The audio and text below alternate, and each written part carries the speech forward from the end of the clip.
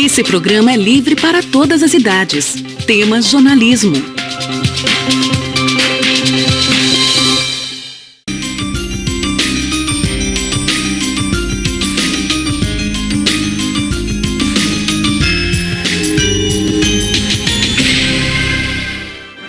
Olá, seja bem-vindo ao programa Ação Nacional. Estamos às vésperas das eleições e a partir de hoje, no Ação Nacional, vamos focar os principais pontos que alicerçam um governo como educação, segurança, moradia, emprego, etc. Hoje o tema é saúde.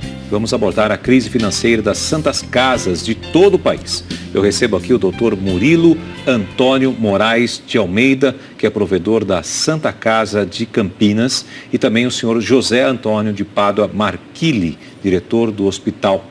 Está aqui com a gente. Obrigado pela participação de vocês dois, para a gente bater esse papo e também falar um pouquinho sobre essa questão da saúde no Brasil, já que vocês trabalham à frente de um setor de saúde que eu acho, ao meu ver, está bem complicado, né, administrativamente. Quem poderia começar falando com a gente? Nós agradecemos o convite.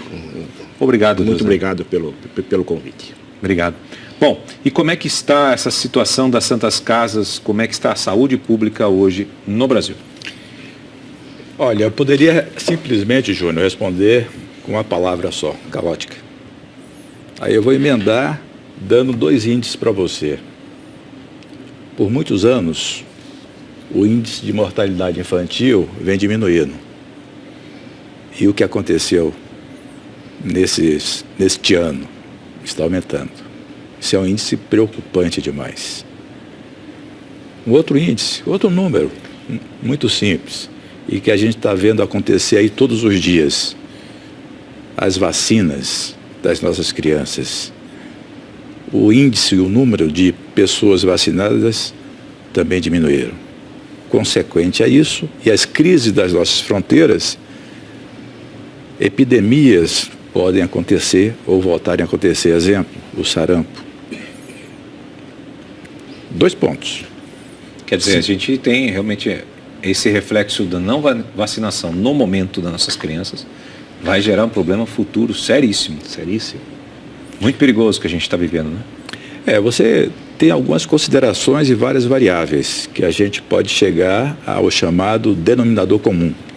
Exemplo, se você não trata, isso é do berço, a educação, e não tem condições de financiamento para ela, o que está acontecendo, infelizmente vivemos hoje num país extremamente conturbado politicamente, né? Não podemos deixar de lado o bem maior que chama-se saúde do ser humano. Consequente a isso, em faltando uma gestão, que governo nós temos? Que financiamento nós temos? Com certeza nós vamos, ao longo do nosso bate-papo aqui, falar exatamente disso tudo. Eu vou pontuar as situações periclitantes, graves, que estão acontecendo hoje nesse país. Sem dúvida. Bom, senhor José, eu gostaria que o senhor me falasse um pouquinho a história da Santa Casa, se é que a gente pode, né, esmiuçar um pouco. De onde provém as Santas Casas? Então, né? Júnior, eu estou há 4 anos a convite do Dr. Murilo como integrante da equipe do Dr. Murilo. Hoje eu sou diretor da Santa Casa. E vou dizer uma coisa para você, eu estou aprendendo ainda, porque eu sou comerciante, eu sou aposentado como comerciante. Aí o Dr. Murilo me convidou para... E o hospital é uma cidade, todo dia tem um fato novo, uma coisa, e eu aprendo muito com o Dr. Murilo e com a equipe dele. Então, algumas coisas eu não sei dar muito detalhe para você, mas o Dr. Murilo, ele domina todo o assunto. Eu fico assim muito feliz em conhecer todos os problemas que um hospital filantrópico tem, como a nossa casa, e como o Dr. Murilo resolve as coisas, porque ele por pior que seja a situação, com a calma dele, ele vai e resolve muito bem o problema. Eu vou ajudar aqui um pouquinho ao nosso diretor, querido diretor e amigo. Você vê que é um tempo que você dá do seu tempo, né, em benefício do mais necessitados. Por quê? Só para a gente entender, o telespectador que aqui está nos assistindo, né, os diretores e o provedor não têm remuneração para isso. É um tempo gratuito. É um tempo que você está fazendo a verdadeira caridade, filantropia, né?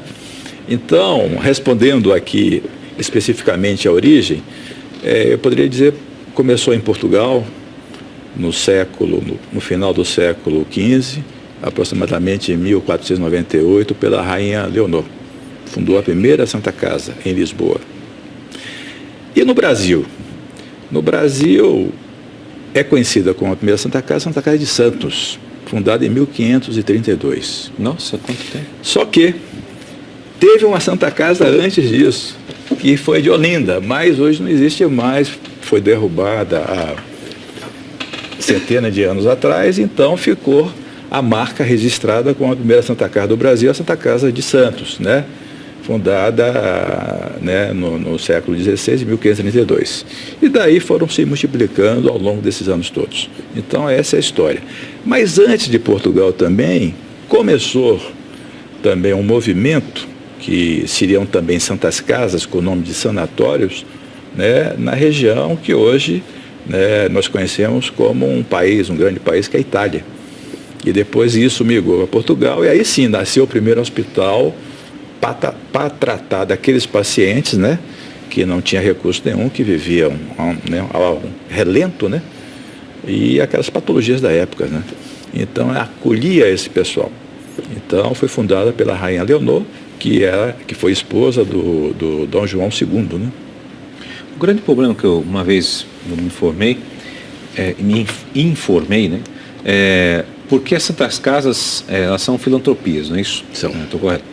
E devido a ser, eu me lembro um bom tempo atrás, acho que desde 2014, uma vez tive a oportunidade de conversar com um dos diretores de Santa Casa, ele falou que eles estavam perdendo a ajuda do governo federal, porque por se considerar que as Santas Casas ser filantropia, elas deviam ter recursos próprios e se dirigir com as suas próprias pernas, né? O que a gente sabe que não dá. Né? Eu acho que vocês, administrando o senhor mesmo disse, né, senhor José, que é uma cidade aquilo. Né? Uma cidade. É uma mini cidade, né? É uma mini cidade. É uma mini cidade. Porque a estrutura ali é bem complexa, com certeza. Eu gostaria que vocês falassem um pouco disso, porque está vindo recurso do governo federal, não vem recurso do governo federal, a situação hoje. Bem, eu vou fazer... Há de muito tempo, né? Eu acho que aí, Júnior, você me dá um leque extenso, né? Não sei se a gente tem o programa inteiro para falar. É um leque extenso que a gente pode pontuar, né, para a gente ficar numa cronologia que seja entendida pelos nossos telespectadores, né, da TV Século XXI, dizendo o seguinte: bom, quantas santas casas e hospitais filantrópicos que são semelhantes às santas casas nós temos no Brasil? Mais de 2.100.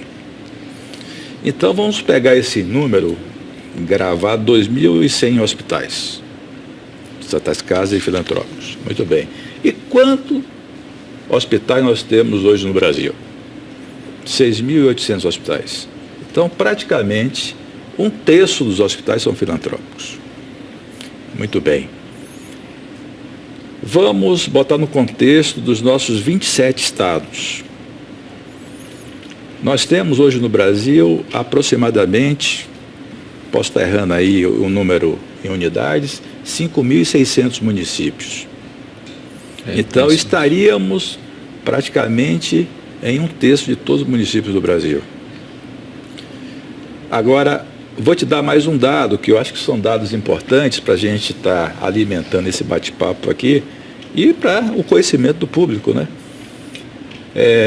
A maioria desses hospitais, 80% desses hospitais tem 50 leitos.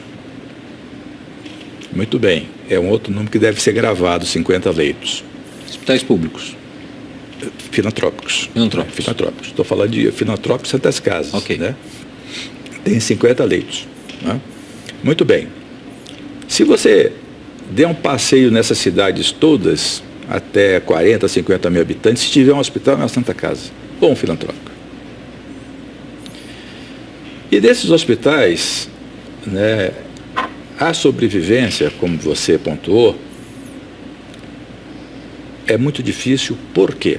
Eu tenho que voltar um pouquinho ao passado, não tão distante, para o telespectador entender o porquê chegou essa crise tamanha nesses hospitais.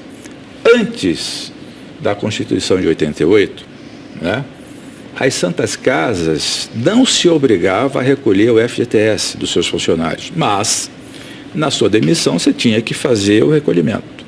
A partir de então, né, se obrigou a se recolher o INSS, o FGTS, desculpe. Muito bem.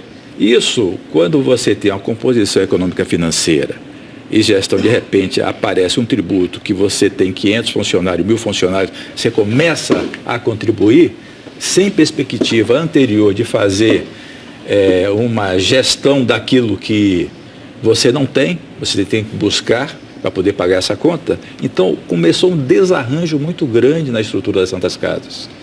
E depois, o que é que nós vimos com a democratização do país? Inflações galopantes, planos exorbitantes, né? E chegamos a ter, em um governo de um presidente que se passou, a inflação de um mês de 90%. E a Santa Casa é remunerada de que maneira no serviço público? Do dinheiro do Sistema Único de Saúde, que este ano está fazendo 30 anos de vida. Era o SUDES, agora é o SUS, Sistema Único de Saúde. Muito bem. Nesse período, esta remuneração já era uma remuneração vil, insuficiente. Só que o governo federal repassava para o governo estadual, que repassava para o governo municipal, onde tudo acontece, com uma certa demora, de atraso de 1, 2, 3, 4 meses. Imagine você, para fazer qualquer procedimento, seja ele clínico ou cirúrgico, que custe, vamos logotipar aqui, R$500, com a inflação de 50% a 90% e receber esse valor 3, 4 meses depois, sendo que aqueles R$500 naquele momento não custeavam 100% do seu custo, seja ele clínico ou cirúrgico. Imagine 3, 4 meses depois. Era uma parcela só. Muito bem. valor. Então, as Santas Casas sofreram com a mudança dos planos e foram se endividando ao longo do tempo. Muito bem. E o que elas fizeram para sobreviver nesse período, até hoje, estão fazendo? Venderam parte ou todo o seu patrimônio para pagar essa conta. É um cobertor curto do governo. Muito bem. E quando acabou esse patrimônio, muitas fecharam. Ou muitas se endividaram aonde? Em bancos. E hoje tem Santa Casa que deve 1 bilhão a banco. Resumidamente, para você entender, hoje as filantrópicas devem, de tributos e empréstimos bancários, 24 bilhões de reais. Nossa Senhora. É impagável, Muito bem. né? É impagável. Impagável. Somando tudo. Eu voltei um pouco da história para a gente entender o começo dela, para chegar e explicar essa crise que está atormentando a todos nós. Muito bem. Então, ela sofreu esse período todo. Pô, mas esse patrimônio, você pode me perguntar, Júnior, veio de onde? Das famílias que doavam. Aqui no estado de São Paulo, os grandes cafeicultores, né? Tinha antigo Hospital Matarazzo em São Paulo, exatamente. que eu me lembro. Exatamente. Aqui em Campinas foram os irmãos Penteado, Os irmãos Penteado. que deram Verdade.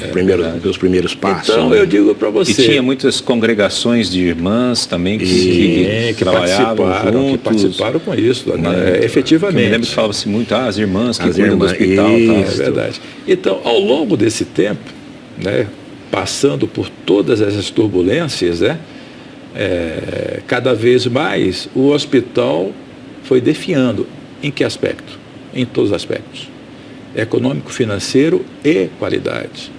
Você tem que investir. Sem dúvida. Né? A tecnologia está aí toda hora, cada segundo muda alguma coisa. E essa alguma coisa, na saúde, é muito caro. Exemplo, eu sou médico, urologista, minha profissão estava naquele momento surgindo o ultrassom. Passei para a época da tomografia, da ressonância, do PET e por aí afora. Cada coisa muito mais cara. E como investir nisso sem recurso? mal dava para pagar o salário do funcionário. Então, foi várias turbulências que aconteceram que levaram a isso. E hoje, a gente tem um quadro hoje dramático, mas dramático. Qual é esse quadro dramático hoje? Nos últimos 3 anos, Júnior, nos últimos 3 anos, foram fechados 247 hospitais no país. 247. Que dá mais ou menos um hospital sendo fechado a cada 13, 14 dias.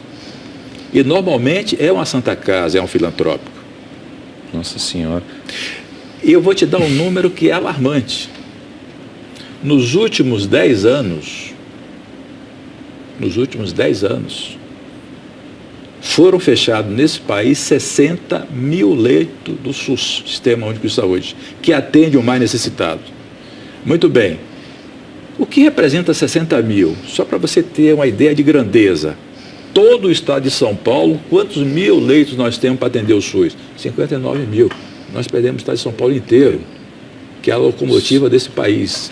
Então, isso é alarmante. Sem dúvida. É alarmante. Neste momento, pode ter certeza que nós temos aqui na nossa região, pelo menos em Campinas, de 150 a 200 pacientes internados em maca porque não tem leito para ir. E muitas vezes você tem um leito para oferecer, como o caso de algumas santas casas, mas a prefeitura, o estado ou a federação não tem recurso para pagar aquele leito. Como é que faz? Fica fechado. O que acontece na maioria dessas cidades que eu falei, de hospitais menores, de baixa complexidade, que tem ociosidade muito grande. Nós temos bastante hospitais. Só que a taxa de ocupação desses hospitais, de 50 leitos, não chega a 45%. A metade fica vazio. Sim. Então, há uma controvérsia muito grande, muito forte nisso. Eu vou aprofundar isso aí de novo. Eu preciso de um rápido intervalo agora, doutor Murilo, e a gente volta já. Vamos lá.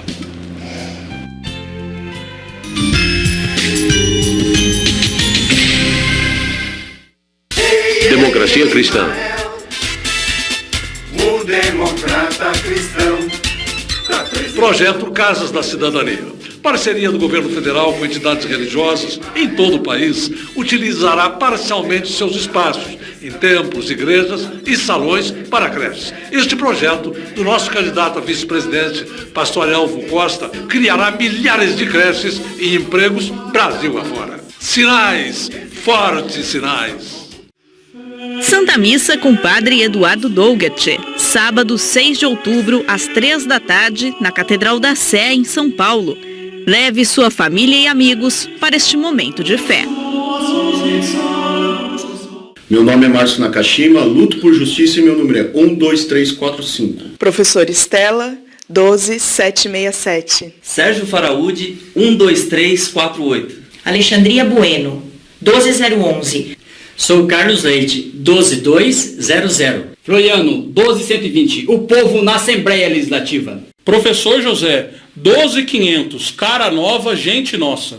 Mari Silva, 12121. Da educação, para a educação e pela educação. A humanidade é chamada a tornar-se consciente da necessidade de mudança nos estilos de vida, de produção e consumo.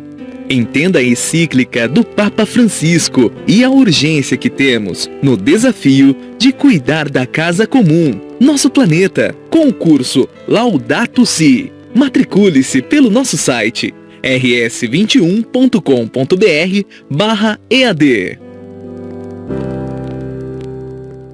Vote nos candidatos a deputado que vão ajudar a acelerar São Paulo. A minha alegria é servir as pessoas como deputado estadual. Sou Hélio Nishimoto, 45610, Alckmin presidente e Dória governador. Aurélio Nomura, 45451, deputado estadual. Como vereador, criei a lei que garante o aleitamento materno. Aprovei 4 leis que combatem a violência contra a mulher e quero aprovar a jornada de 30 horas para enfermagem. Analice Fernandes, 45400.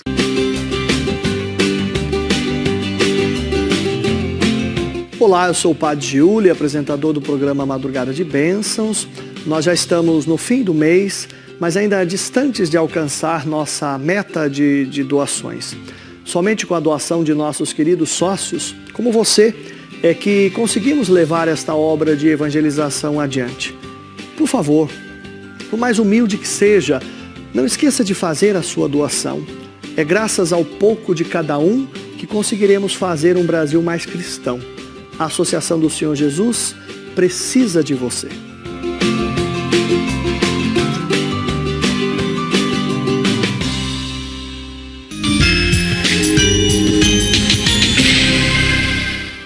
Estamos de volta com o programa Ação Nacional. Olha, nós estamos falando hoje sobre o debate, as crises nas Santas Casas. Eu também estou aqui recebendo o Dr. Murilo Antônio Moraes de Almeida, provedor da Santa Casa de Campinas, e o senhor José Antônio de Pádua Marquilli, diretor do hospital. Bom, o senhor estava me passando uns dados alarmantes que me chamou a atenção no bloco anterior, para os nossos telespectadores que não nos acompanharam, gente, só para você ter uma ideia. O doutor Murilo acabou de falar aqui que a cada 13 dias uma Santa Casa é fechada no país. Isso? Isso. Até o momento se fecharam 60 mil leitos. Em 10 anos. Em 10 anos, 60 mil leitos de hospital, que são das Santa Casas. O que vale a todo o estado de São Paulo, praticamente em leitos hospitalares, né? A dívida das Santas Casas hoje chegam a 24 bilhões de reais, que é praticamente impagável, se for para poder falar bem na realidade, a situação, né? Nós estamos vivendo realmente uma situação caótica diante da situação pública do país. É muito sério o que a gente está vivendo hoje. É muito sério e tem que ter uma remada diferente na situação, né? Porque as Santas Casas, como o senhor mesmo estava falando no bloco anterior, ela não consegue acompanhar a tecnologia que está vindo hoje, porque você deve, desse jeito, como é que ela vai investir para poder ter uma tecnologia de ponta para atendimento público, não é isso? Diante desse fato, desse quadro, qual o futuro das Santas Casas? Bem, Júnior, eu diria o seguinte, existem alguns programas do governo, que a gente tem que citar, principalmente no estado de São Paulo, que tenta, de alguma maneira, dar mais sobrevida, né, a algumas Santas Casas, e conseguiram. Eu posso citar alguns exemplos. A nível federal foi criado o chamado ProSUS. O que é isso? Você pega a sua dívida tributária de INSS, Imposto de Renda, congela, é um refis, congela aquela dívida e a partir de então, todo mês você tem que pagar esses tributos federais, que naturalmente qualquer associação, qualquer empresa tem que pagar. Se você conseguir pagar regularmente durante 15 anos, né, essa dívida, esse refis, né, praticamente desaparece.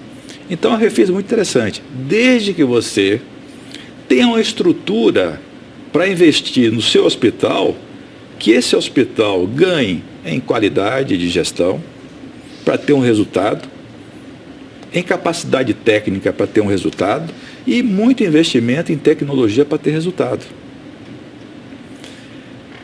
É um refis interessante em relação aos anteriores? Sim. Por quê? Os anteriores eu teria que pagar o passado e o presente ao mesmo tempo. O presente você não consegue nem pagar. Como é que você paga o passado? Então, olha, do marco zero vocês não pagam. Mas, daqui para frente, não existe perdão. Paga-se todo mês, senão você perde esse benefício. Tá. Então, se criou esse programa há alguns anos atrás e 300 Santas Casas, né, aderiram à possibilidade de ter esse programa com você. E a Santa Casa de Campinas foi uma das Santas Casas que está tentando aderir a esse programa. Tentando por quê? Você tem que fazer todo um projeto, um business plan imenso, né, onde vai mostrar a médio e longo prazo que você vai ter viabilidade econômica e financeira para ter uma posição sustentável de sobrevivência pelos próximos 15, 20, 30 anos. Consequente a isso, você é perdoado da dívida passada. Mas como é que você vai fazer essa mágica neste momento, onde os recursos que você recebe para aquilo que você está prestando esse serviço, mais uma vez, seja ele clínico ou cirúrgico, hoje não cobre 50% do seu custo. Então, as Santas Casas buscaram alternativas para poder compensar este cobertor curto. E eu posso citar para você aqui, exemplo, 2 alternativas que algumas Santas Casas fizeram a nível de Brasil. Uma primeira foi criar sua operadora própria. Então hoje nós temos, se não me falha a memória, 115 Santas Casas que têm uma operadora de saúde. Bem gerida, dá um reflexo financeiro interessante, este dinheiro é colocado na viabilidade, né, da gestão, né, e da sua atividade fim da Santa Casa.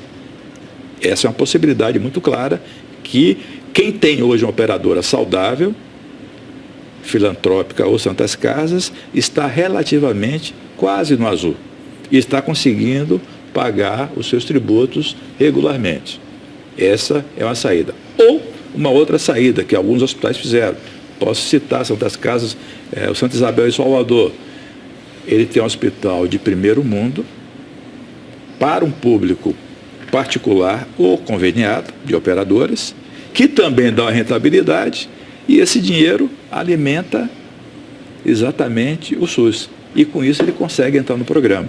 Então, são essas duas vias hoje possíveis, porque as outras são vender patrimônio para pagar essa dívida, ou se endividar em banco. Isso aí é a morte certa.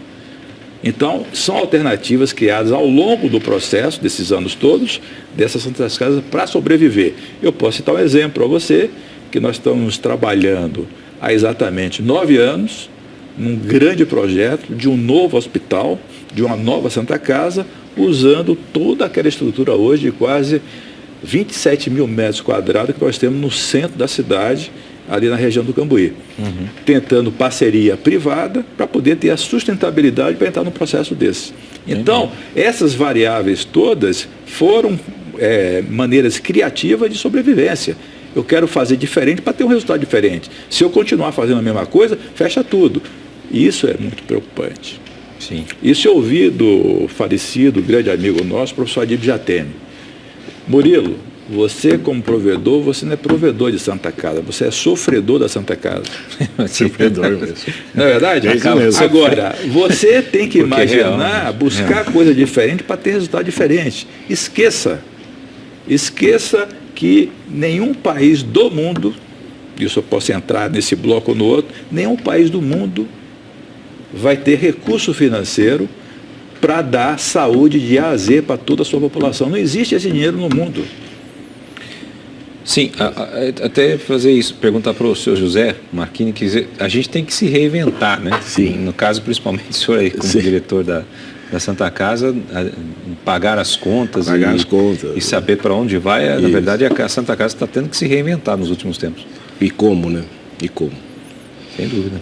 Porque o dinheiro é curto, então às vezes você, por exemplo, nós pagamos os colaboradores e deixamos algumas contas depois nós pagamos, a gente seleciona, porque o dinheiro você sabe como é que é, né? O dinheiro a remuneração do SUS é pequena, ele não paga nem a metade do que a gente gasta com o paciente.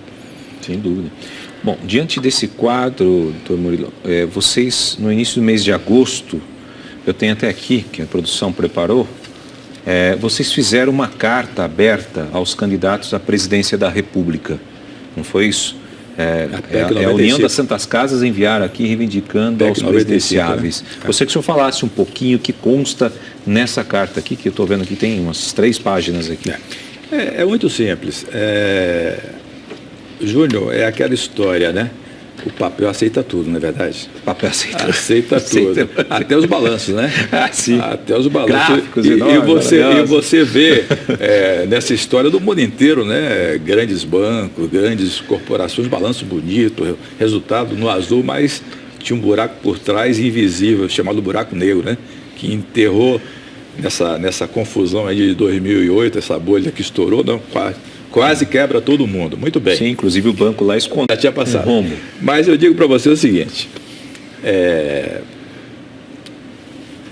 presidente tramitou em Congresso Nacional, na Câmara e no Senado, né, um teto de gasto. Olha, segurança vai gastar esse ano tanto, a educação tanto, a saúde tanto. Muito bem. De que maneira essa mágica pode ser feita? É simplesmente o seguinte, naturalmente, com estudo calculatoriais, pessoas competentes, economistas, etc., fizeram o cálculo da seguinte maneira. Olha, o que você gastou esse ano na saúde, ou na educação, na segurança, o ano que vem você vai ter este valor acrescido da inflação, o IPCA. Mas, para a saúde e para a educação, vamos dar um refresco. Em 2017 você vai ter 15% e educação 18%. Mas a partir desse ano é exatamente o que você gastou no ano anterior, mais a inflação. Vamos falar da saúde. A inflação da saúde é diferente da inflação do IPCA.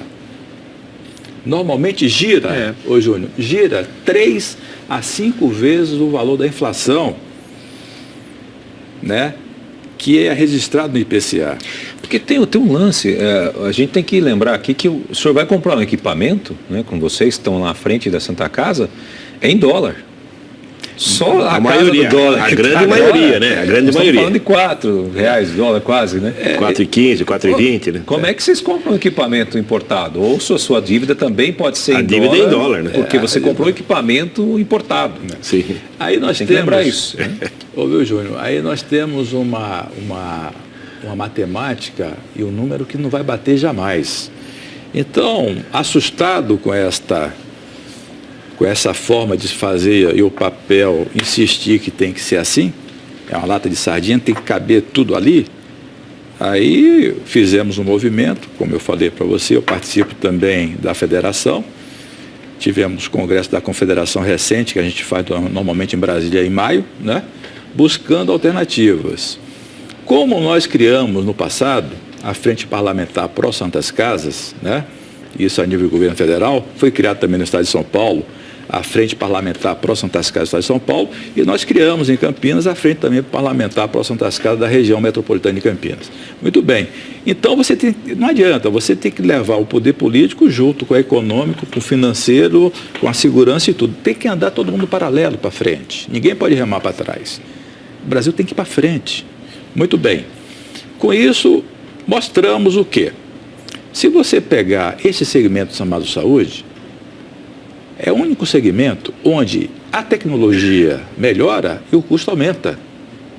Vamos relembrar a segunda revolução industrial, a época da criação, né, da produção em série da Ford, diminuiu o custo. E agora a automatização dos robôs diminui o custo. Não, aqui aparece uma máquina, essa máquina custa muito caro e o exame mais caro ainda. Quer dizer, a inflação é muito maior. Aumenta a tecnologia, melhora o resultado do paciente, a cura mais rápida, se gasta talvez menos, mas o custo é muito alto no investimento. O rendimento também aumenta porque você naturalmente tem uma máquina mais moderna. E aí você vai ver depois, talvez você entre nessa discussão de operador de saúde, está cobrando tanto e aumenta. Exatamente, são uma série de combinações que fazem acontecer isso. Então, em se passando essa PEC 95, da maneira que está, o caos vira absoluto.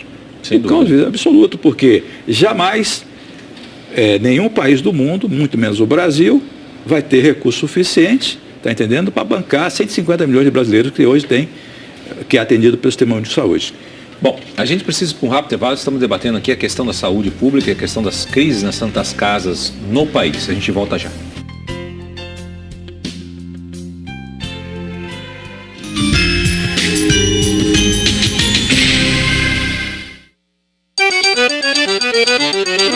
Pronto pra trabalhar, pronto pra resolver. Já mostrou que é capaz, vai chegar pra fazer. Pronto, pronto, pronto, pronto, pronto, pronto, pronto, pronto, pronto, pronto, já tá pronto. Pronto, pronto, pronto, pronto, pronto, pronto, pronto, pronto, pronto, o homem tá pronto. Jesus faz uma exortação a cada um de nós. Quem tem ouvidos, ouça. Então abra seus ouvidos, abra o seu coração para ouvir a palavra de Deus, porque Ele deseja se comunicar e entrar em comunhão com você. Escute o que Deus diz. Ouvidos fechados são uma ruptura, uma recusa para ouvir, para receber o outro.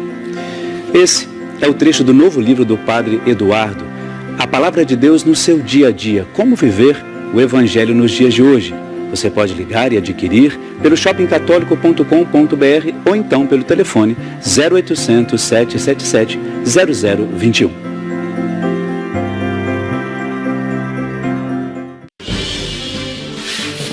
precisamos de ter uma saúde com atenção básica de qualidade. É direito das mulheres e é um dever do Estado prover este direito. A saúde da mulher tem que ser integral e de qualidade. E como senadora, vou buscar esses recursos para a saúde no estado de São Paulo.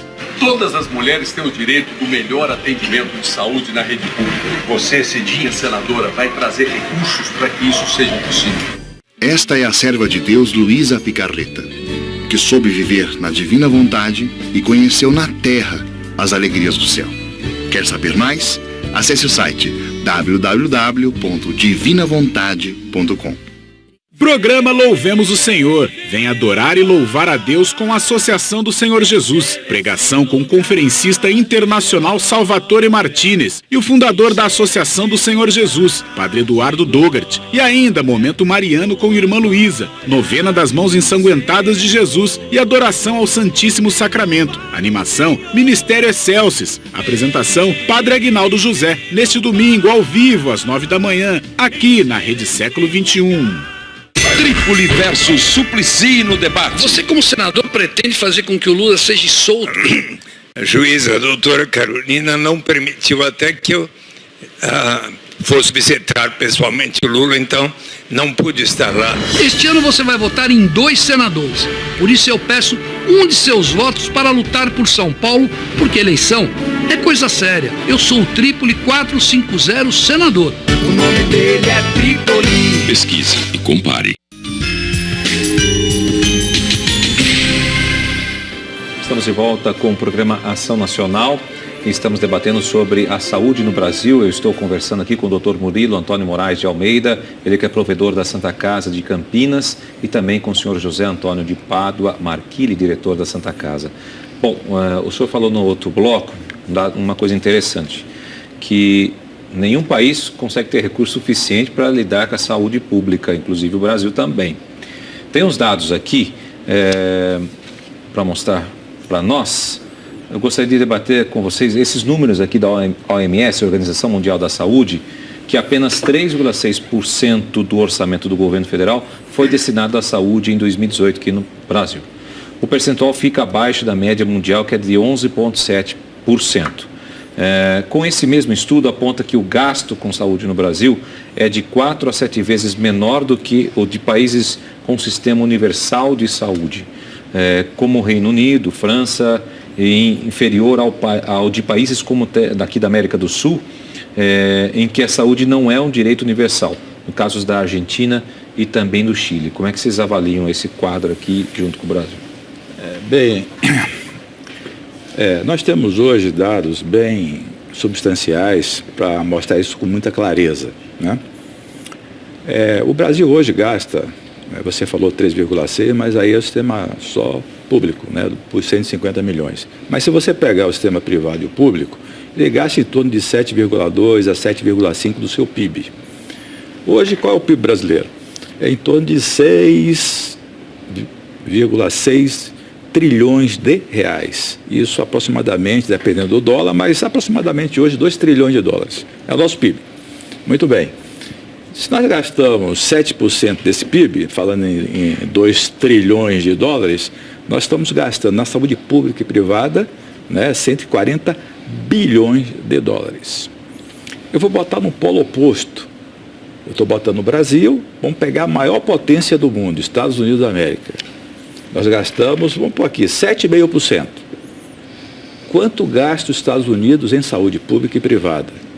17,8% do seu PIB. Só que o PIB americano é 18,3 trilhões de dólares.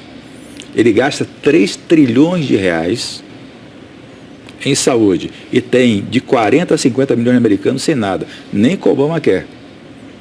E não tem assistência médica. Como é que com esse dinheiro eu vou atender 150 milhões ou 200 milhões de brasileiros? Não existe, essa conta não bate, não chega. Você pode esticar a borracha, vai ficar laceada, mas não chega no ponto. Muito bem. Vamos falar aqui daquela simulação aí, aliás, simulação não, daqueles dados que você colocou aqui. Vamos botar em valores, em reais. Quanto nós gastamos com o brasileiro por ano em saúde?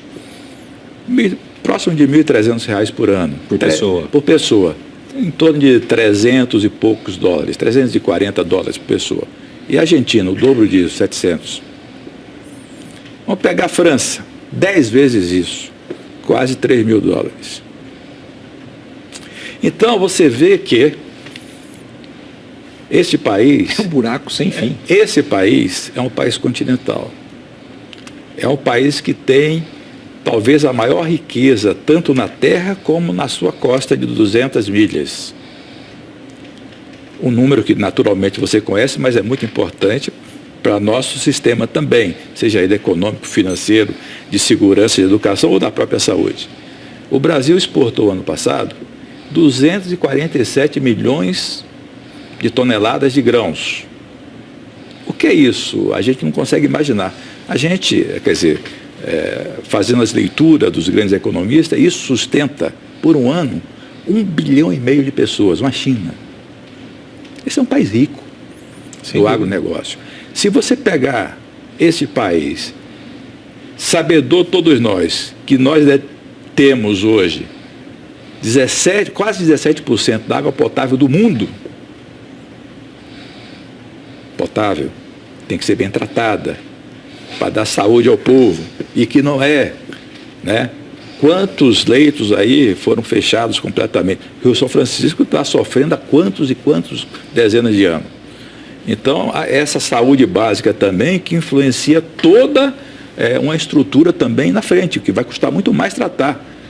Prevenir é muito mais barato. Não é verdade? Isso eu ia falar. É muito mais barato. Então você tem que tratar depois. Prevenção. Então você tem uma riqueza fabulosa na terra e no mar, né? Isso está mal gerido. O país é fantástico. Eu tive a oportunidade esses dias atrás, né, eu estar em Porto Alegre, e eu fiquei 4 dias lá participando do congresso, e foi muito interessante que eu fiquei 4 dias, os 4 dias chovendo, sem parar, né?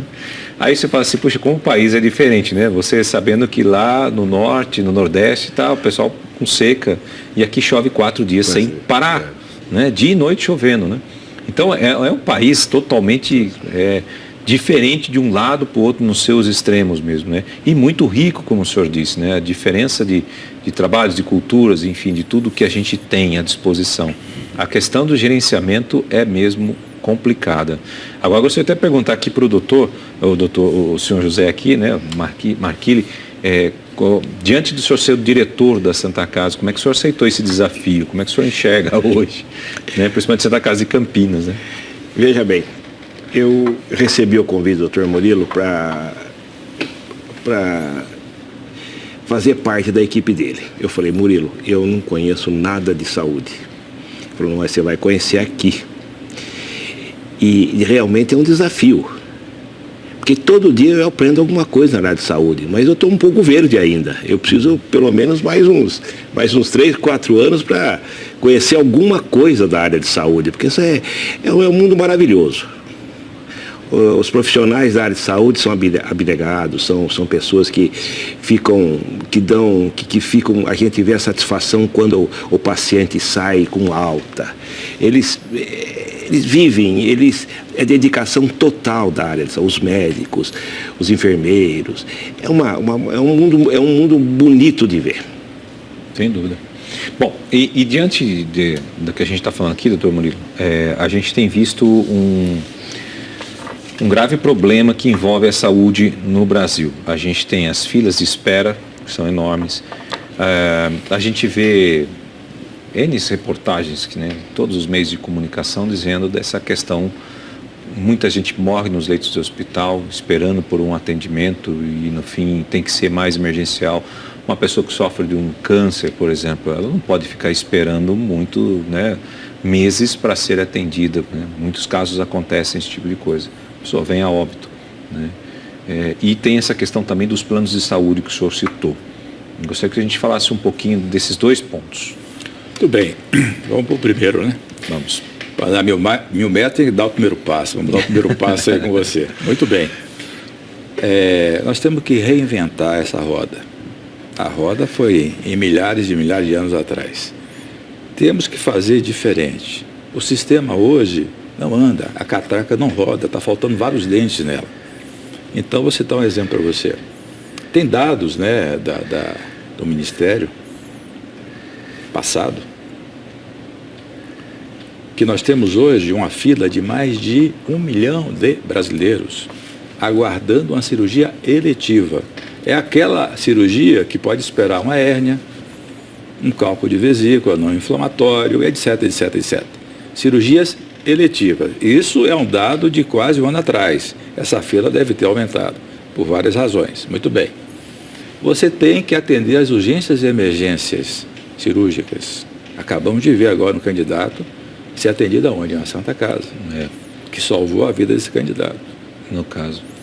E mais, vou voltar lá atrás, como eu falei aqui no começo da nossa entrevista, no nosso bate-papo.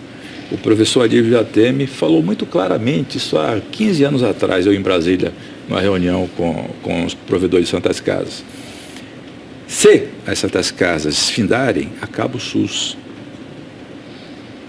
Por quê? Vou dizer para você.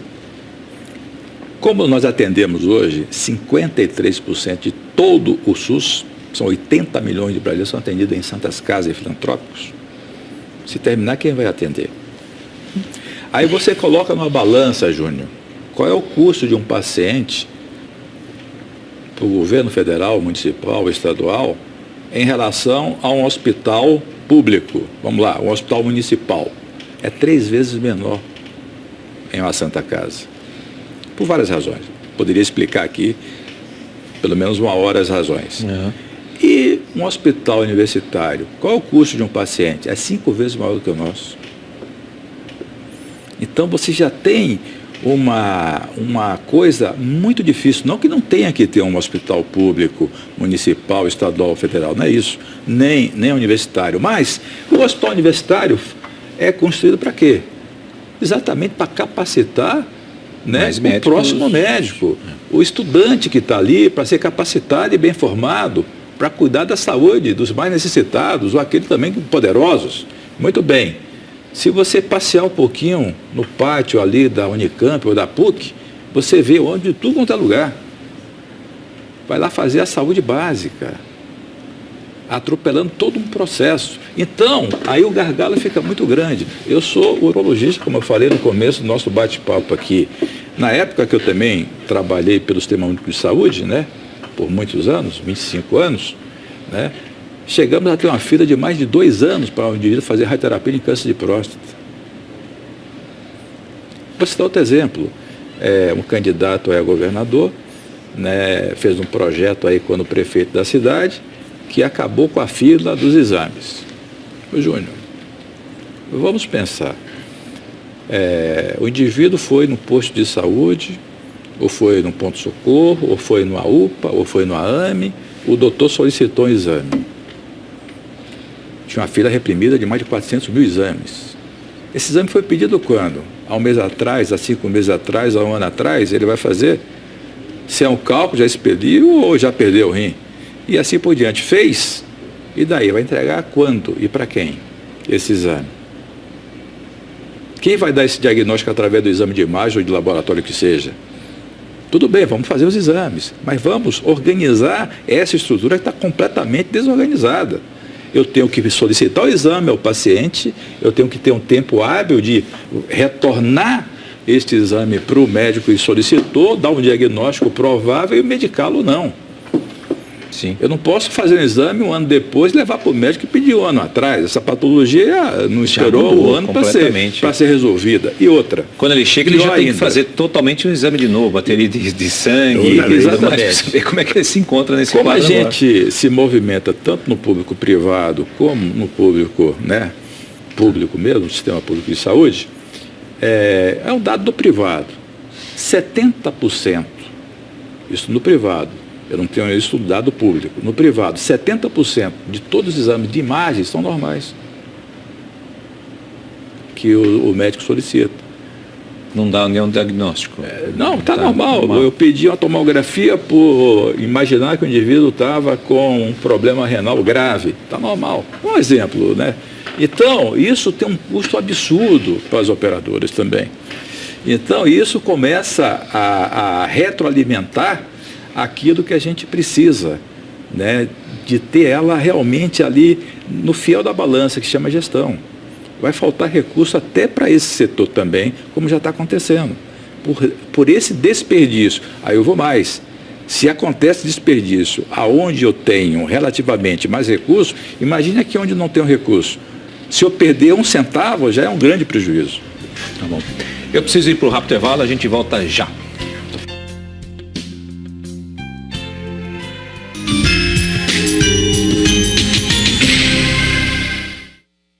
Venha participar da Missa da Família, nesta sexta, com Padre Reginaldo Carreira.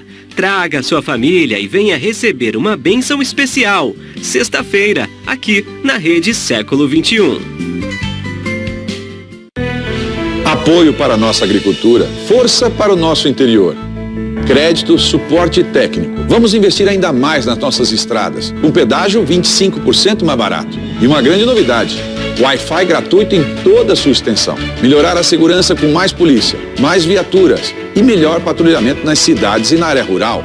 Conheço a administração pública, tenho experiência e nós vamos fazer. Pode confiar, aqui tem palavra.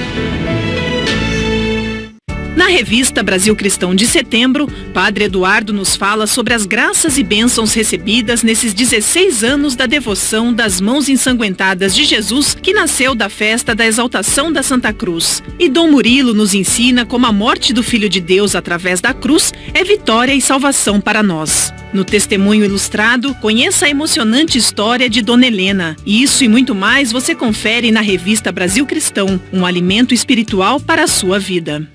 Hoje quero convidar você para uma conversa franca. Você acredita de coração que o lado que eles defendem e representam é o seu lado? Pesquise de que lado eles realmente estão e sempre estiveram. Eu sou Luiz Marinho, fui presidente do Sindicato dos Metalúrgicos do ABC, prefeito de São Bernardo do Campo 2 vezes e ministro do Trabalho e da Previdência do presidente Lula. Escolhi estar onde sempre estive, ao seu lado, ao lado do povo trabalhador. Marinho 13, governador.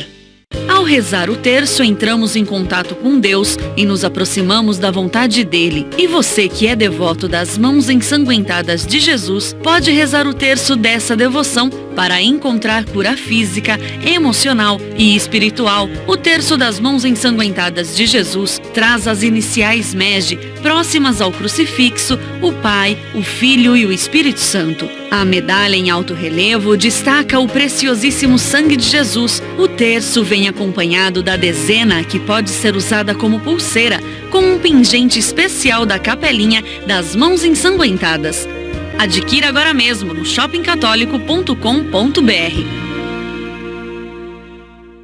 Só os deputados podem endurecer as leis contra o crime. Por isso, vote nos deputados da nossa coligação. Atendimento 24 horas nas delegacias e adicional de 30% no salário dos policiais. Vote Goulart 5580. 55. Para deputado federal, Dr. Eleusis Paiva, 5555. Com o entusiasmo da juventude e a força da mulher, podemos renovar e transformar a velha política do Brasil. Paola Estevam, 5551.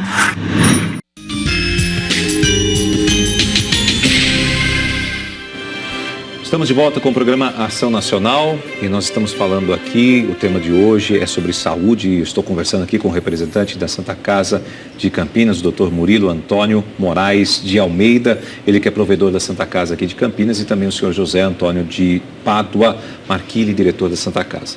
Bom, o senhor citou, doutor Murilo, aqui que tem 1 milhão de pessoas provavelmente na espera de cirurgias eletivas, né? Que isso é um dado ainda do ano passado. Né? Imagine esse ano aqui ainda como é que está a situação. Agora, diante desse quadro que a gente está discutindo aqui, o próximo presidente da República ele terá que decidir se continua com o programa Mais Médicos e mantém os milhares de profissionais cubanos que hoje trabalham aqui no Brasil. Esse projeto, na visão de vocês, é importante? Olha, eu acho que o Mais Médico é de uma importância infinita. E eu posso colocar dados o porquê eu acho isso. Hoje, se você olhar o Brasil como um todo, os 27 estados, a maior concentração de médicos está no sul e sudeste. Muito bem. Qual é uma boa relação de médicos para 1.000 habitantes? Em torno de 2,5 a 3 é uma boa relação. você estaria fazendo, desde que você tenha uma estrutura básica de saúde boa, você tem uma resolutividade muito grande. E hoje nós temos, nas grandes cidades acima de 500 mil habitantes, aproximadamente 4,47 médicos para 1.000 habitantes. Só que, nas cidades até 20 mil habitantes, que são 80% das cidades brasileiras, nós temos 0,4 médicos por 1.000 habitantes. Essa distorção geográfica precisa ser mexida. De que maneira? Não com o médico cubano, mas também não com tanta faculdade de medicina que se apareceu. Exemplo, em 85 eu completei a minha formação médica. Naquele momento nós tínhamos no Brasil, em 85, 89 faculdades médicas. Hoje nós temos mais de 300. Um crescimento mais de 200%. Essa população cresceu nesse período 200%? Não. Então precisamos mais médicos, desde que seja submetido, né, a uma avaliação prévia, que revalida. Eu não sei se esse médico está capacitado para fazer determinadas intervenções clínicas ou cirúrgicas, como está o médico brasileiro hoje que se forma. Exemplo, o urologista que se forma, ele tem 6 anos de medicina, que é o padrão normal aqui no Brasil de todas as faculdades. Depois ele faz 2 anos de cirurgia geral e depois 3 anos de urologia. São 11 anos para você entrar no mercado e disputar o mercado. Muito bem. Nós temos hoje formados por ano 18 mil médicos. Só que nós temos só 11 mil vagas de especialidades. Então já aí cria um gargalo muito grande. Com 300 faculdades, em 2025 vamos estar formando 30 mil médicos. Então não precisamos de médico cubano a médio e longo prazo. Precisamos sim formar, abrir uma margem maior de especialidade, principalmente na saúde da família, onde você vai segurar aí 40% a 60% dos problemas, fazendo trabalho não preventivo, deixando ele ir para um hospital, que o hospital, o PS, foi feito para atender a urgência e emergência médica, quer dizer, o risco de vida e o risco imediato, o risco de morte ou o risco imediato de morte, né? Naturalmente alguma traumatologia também ser atendido, mas a básica segura no atendimento básico. Então nós temos que falar muito mais médico nesse segmento, para preencher os 80% dos municípios que não tem médico suficiente. Então, toda essa filosofia, todas essas características geográficas que compõem o nosso país continental, tem que ser repensada. A gente tem trabalhado de forma preventiva. O senhor começou falando aqui no programa. Exatamente, no preventivo. É esse o caminho, acho que para nós, né? Eu acho que esse é o nosso futuro. Bom, eu agradeço a presença de vocês, doutor Murilo, obrigado, senhor José. Muito obrigado. Obrigado pela oportunidade. Obrigado. Espero que a gente possa ter explicado aqui para os nossos telespectadores, né, a situação da saúde pública e também eu acho que tem jeito, né? A gente tem que acreditar sim. Que tem jeito, se sim. Se Deus quiser, tem jeito. Vamos esperar, sim, Bom, com certeza. Eu quero agradecer aqui, né, a TV Século XXI e a você, Júnior, essa oportunidade de estar representando aqui a Irmandade Misericórdia de Campinas, que está fazendo 147 anos. Quase um século e meio de vida, né?